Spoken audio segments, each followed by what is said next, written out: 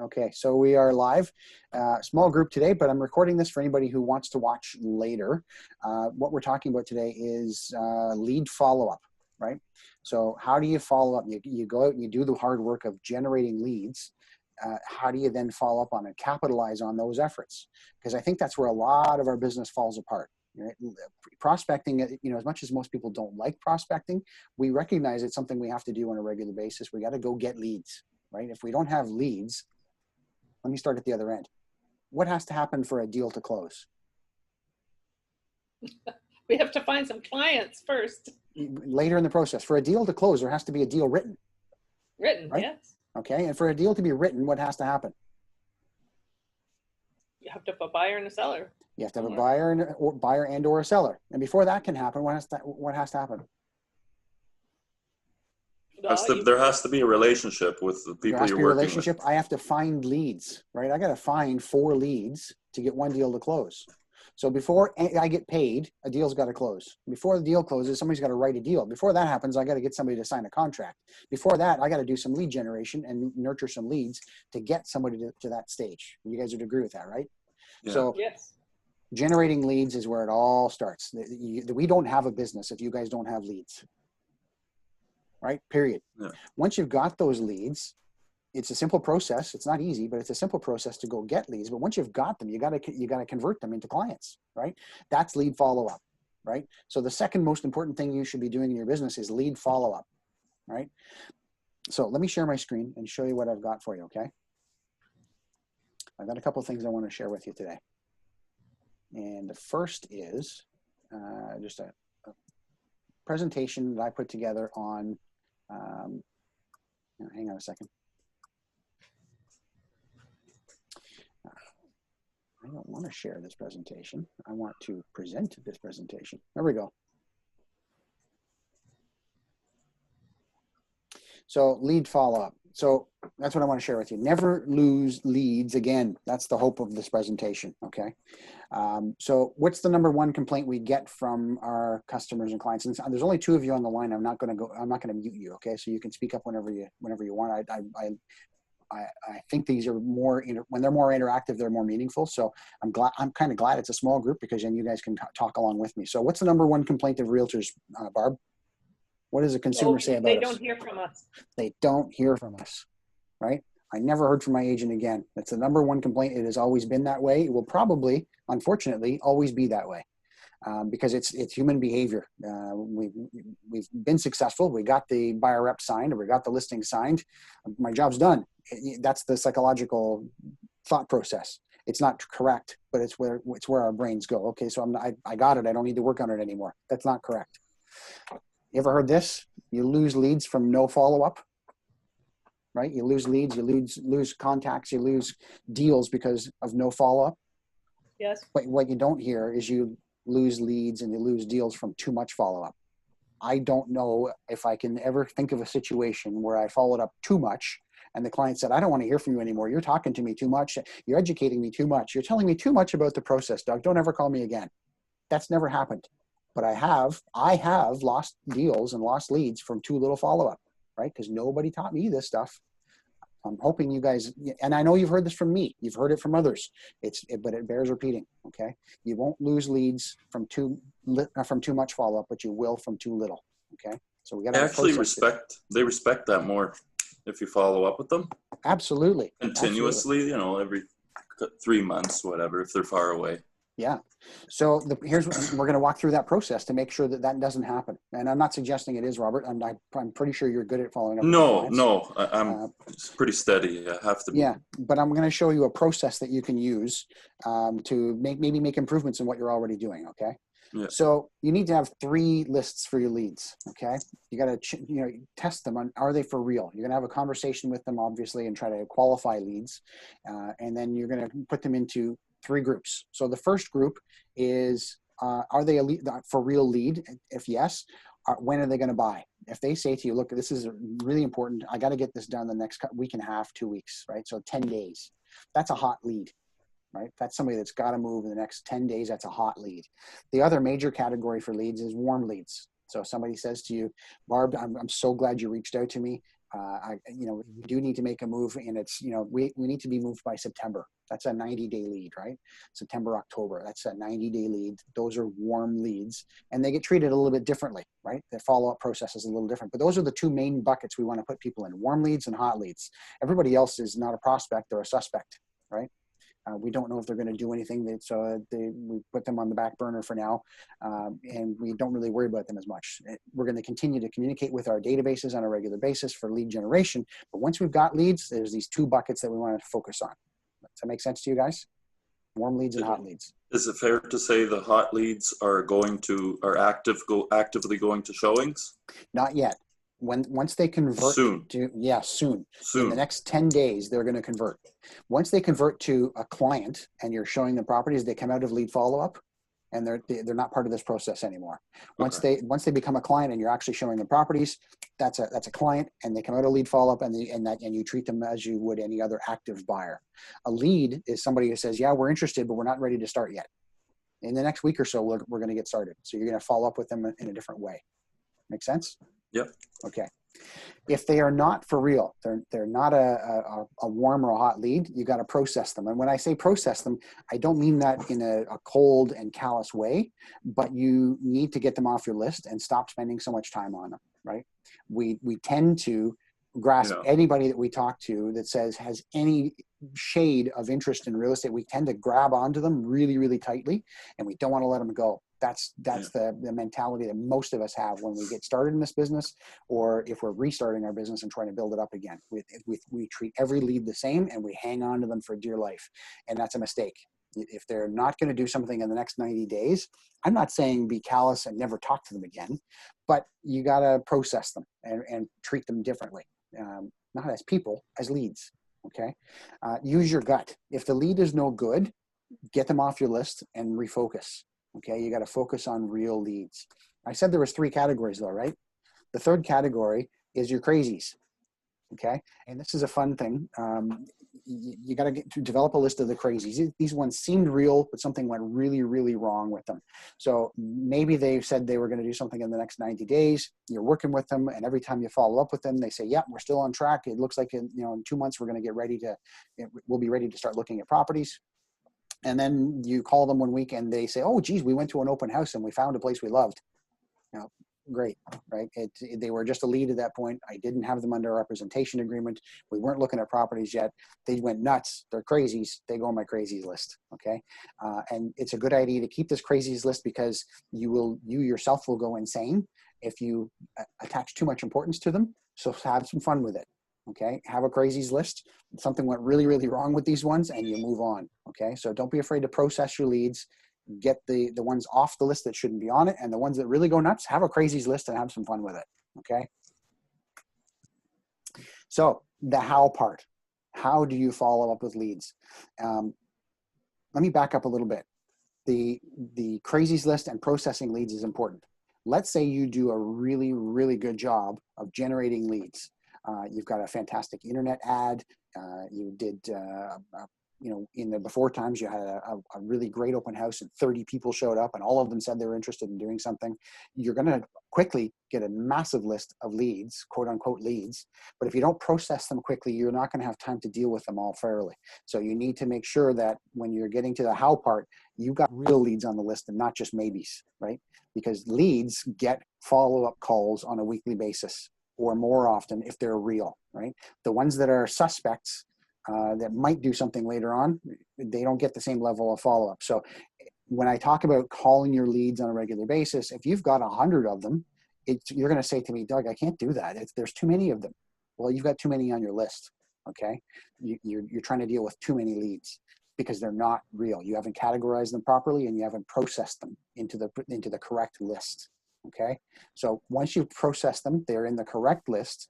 Here's how you're going to do it. Okay, 3 days a week, you're going to spend a couple of hours on lead follow-up. Okay, so on Monday, you're going to call all of your leads. That means all of your hot leads, so the people that are going to buy in the next 10 days or convert to buyers in the next 10 days. And you're going to call all of your warm leads, so anybody that's going to convert from a lead to a client in the next 90 days. Make sense so far? Yep. Okay. Yes. Then on Wednesday and Friday, you're going to call those hot leads again. You're going to call them 3 times a week, because don't forget, these are only 10 days out, right? These people have said, yeah, we're going to do something in the next 10 days. So you're going to follow up with them far more often than you would a regular warm lead. Okay. Because what happens between now and 10 days from now, if I don't follow up with that hot lead, I haven't converted them to a client yet. I don't have them under a buyer representation agreement or a listing agreement. So if I don't follow up with them for that 10 days, what's likely to happen? Gone. They will go to Gone somebody like else. the wind. They will see somebody else's ad on Facebook, or see a Google ad, or somebody's website, or a virtual open house, or somebody else. They're in somebody else's sphere, and they call and do a follow-up call, right? And say, hey, it's Doug. I'm just checking in. How you doing? This is amazing that you called. I'm, today I'm ready to get my house on the market. But because they were on my list and I didn't follow up with them fast enough, I didn't follow this system, I lost them. Okay. So it's important that you follow the system.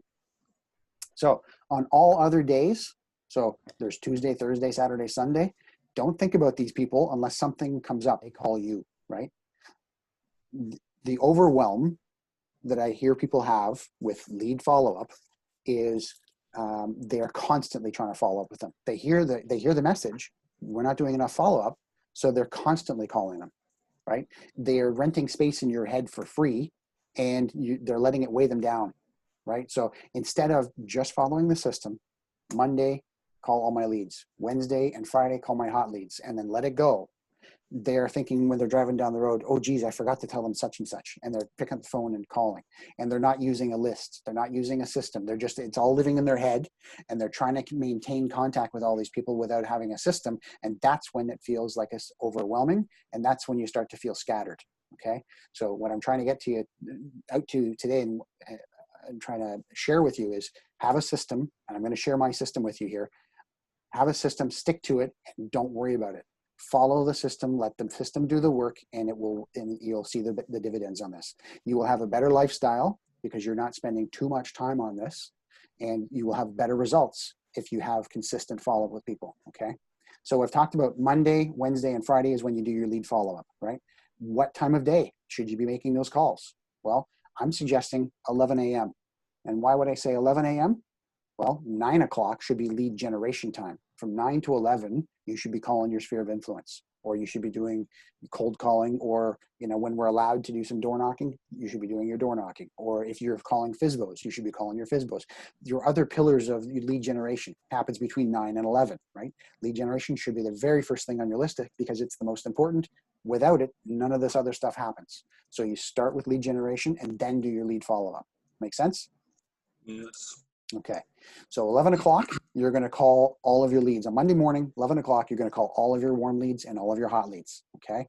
If they don't answer the phone at 11 o'clock, do not leave a message for them, okay? Our instinct is, hey, it's Robert calling. Give me a call when you get back in. My number is XYZ, right? Don't do that. Don't leave a message at 11 o'clock if you don't reach them. If you do, you can check them off and say, I did my follow-up call, right? And be satisfied. I can move on from that now. In the early afternoon, if they didn't answer at 11, call them again, right? So maybe it's around 2 o'clock, 2:30, something like that. You pick a time that works for you. You do your second attempt to make that follow-up call to that lead. Again, if they don't answer the call, do not leave a message at the early afternoon call.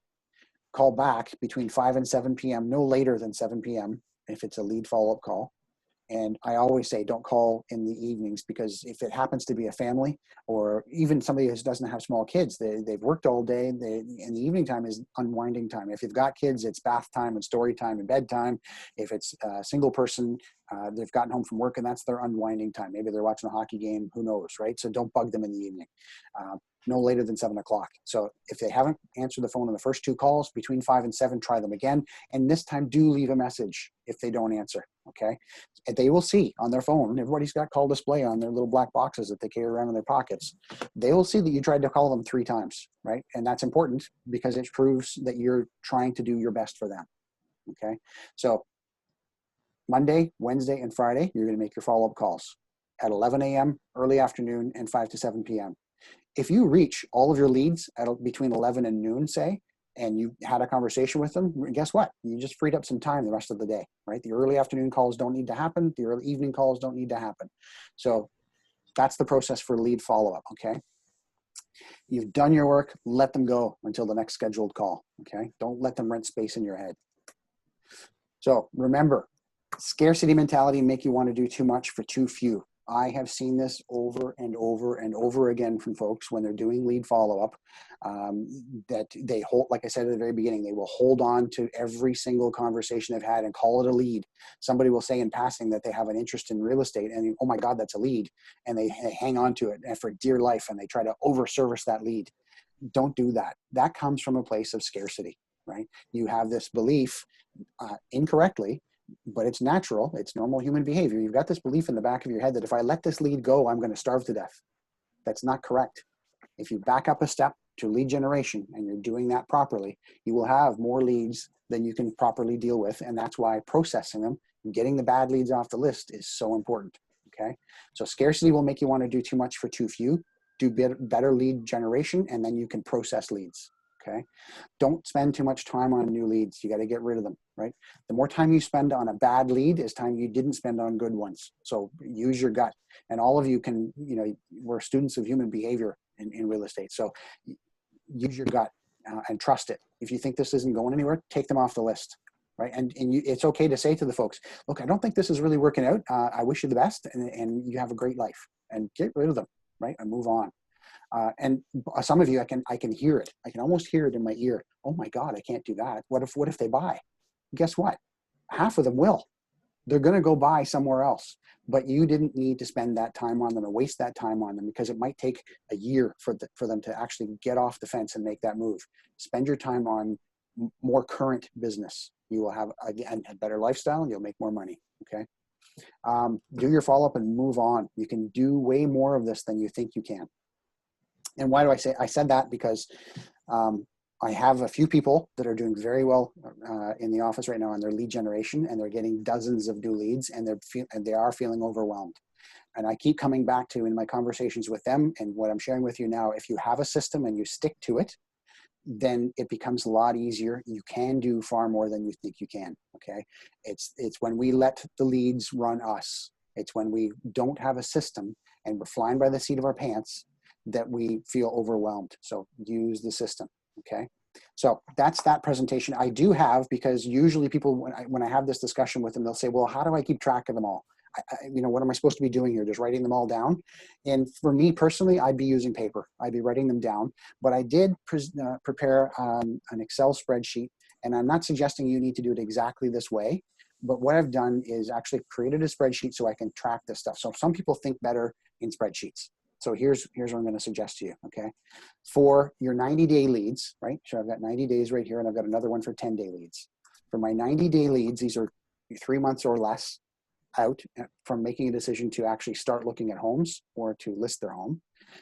Here's what I'm suggesting. You want to record their name, phone number, and email address, right? So that you have an easy way to contact them. And if this was on paper, it would look very similar. It would just be a single sheet for each lead. And I would write this stuff down, and the address of their property, if that's a seller lead, okay? I would have the address on there. If it's a buyer lead, this will stay blank, okay? And then because it's 90 days, that's 3 months times 4 weeks is 12 weeks of contacts for a 90-day lead, right? Once a week, every Monday, I'm going to call my warm leads. So I need 12 separate contact points, and I'm going to record that. So that's what I've done here. I've created 12 weeks, and I'm going to put the date of each contact in here as they happen, okay? And I'm going to put notes in, right? So I did one, I pretended this is tomorrow is my lead follow-up, July 17th. So I checked in, still on track for 90 days out, right? Right here, I'm going to do my check-in again. And you know what I didn't discuss is what you say to these folks on the phone. So when I make the call, I'm going to call up and say, hey, it's Doug from Century 21. Just following up from our last phone call. Last time we talked, you were about 90 days out from making a decision to start looking at homes. Is that still the case? So that's the question I'm going to ask. And they're going to say, yep, we're still on track. It looks like, September's when we need to start looking at a house. So thanks for the follow-up. I'm going to say, great. While I've got you on the phone, did you have any questions about anything? Okay, great. No questions? I'll talk to you soon, right? And I'm going to record that every time I've had that conversation, I'm going to put the date in here that I had the conversation and what we talked about. Or if I had to leave a message on my third attempt, if I couldn't reach them, I'm going to put in here, checked in, left message. Okay, does that make sense so far? Yes. Okay, so this is the 90 days. And I would just keep going down, and if I need to create another lead record, I'm just going to copy this, right? Copy, and then I'm going to go down to the bottom of my list right here, and I'm going to paste it in and start another one. Then I'm going to call this one Robert Tiller. Robert's my new lead, right? And then I'm going to start recording all of my contacts with Robert at the bottom of my list here. If I decide, I use my gut and I think that this is just a bad lead, right?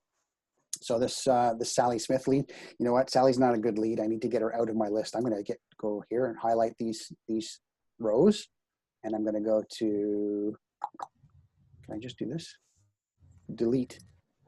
Get rid of it. That lead's no good. Sally's not going anywhere. I'm going to process that lead, so I'm not wasting time on that lead anymore. Okay, so that's, if you want, I can share this with you, but this is just something I dreamed up. There's no magic to this. You need to find a system that works for you. If you're going to use paper, I would do this on paper personally, but this is for a 90-day lead. For a 10-day lead, I've done this.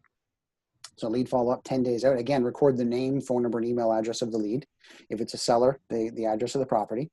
And then I've only got 5 follow-up connection points here, right? Because they're 10 days out, 10 days or less. So Monday through Friday of this week, Monday through Wednesday of the following week is 10 days, right? So it might not always start on a Monday. It might start on a Wednesday, depending on when I got the lead, right? But I'm only going to need 5 contact points for this person to make a decision. Are they going to convert to a buyer or seller lead, a buyer or seller client? Or do I need to put them onto a 90-day plan or process them out entirely? If they're not going to move forward, do I keep this lead? I got to use my gut, right? So this is a way, again, if you want to, have a system to record it, this is what I'm suggesting, okay? Write it down or do a spreadsheet here, or Google Sheets does the exact same thing. And so you can start to track these leads, okay? And so, yeah, the follow-up call is, hey, just following up to our last call. Want to make sure we're still on track. Last time we talked, we were 2 months out. Is that still correct? Great. Did you have any questions about the process right now? Okay, I'll talk to you soon. And you just keep following up. And when they say, you know what, things have changed, we've got to move now, that's a good thing. And now they come out of lead follow-up, right? You have a meeting with them to get them signed up to a representation agreement. And then you treat them as an active buyer or an active seller. And now you're, every day talking to them about listings that have come up, or activities you're taking on their behalf to sell their house. Okay, so that's what I wanted to share with you guys today. Was this helpful? Yes. Okay. I found it helpful too. Caitlin Was that said Caitlin? something. Yeah. I found it really helpful too. Thank you. Okay, very good, very good. Any questions on this? Barb? I have one, Doug. Yeah. I have basic questions that I need to come in, if I'm allowed to come in to see you, to, the new matrix thing that we're doing. Just bring your mask. Bring my mask. And if we can come in, it's just techie stuff. It isn't, Okay. I just am confused, and it's making my heart sad. Okay. And I have stumbling blocks. I need to get over techie stuff. Okay. We're always here to help. So, and if I can come in, do I need to set a time with you, or what's the best? Yeah. So when we're done this, I'll give you a call and we'll set a time. Okay. Thank you. Okay. Any other questions about lead follow-up? This, like, I went through this in about 30 minutes because it's really not a complicated process. It's a matter of building a system, processing leads quickly, and not treating leads like they're gold. They're a commodity. And I'm not talking about the people. The people are not commodities, but the leads, the activities that you choose to spend your time on is valuable. And so you need to be smart about how you're spending your time with this. These are people, and some people say we shouldn't call them leads or prospects. They're people, and I agree with that. But in terms of running your business, you have to be able to allocate your time intelligently, right? So make sure that you're only spending time on those leads that your gut tells you are going to turn into something, and follow a system to do your follow-up. Trust me, you'll be a happier real estate agent. You'll be a happier person. You'll make more money sticking to a system and let the system do its job. Okay. If there are no more questions, I'm going to end right there, and we'll talk to you guys soon. Thank you. Okay, thanks, guys.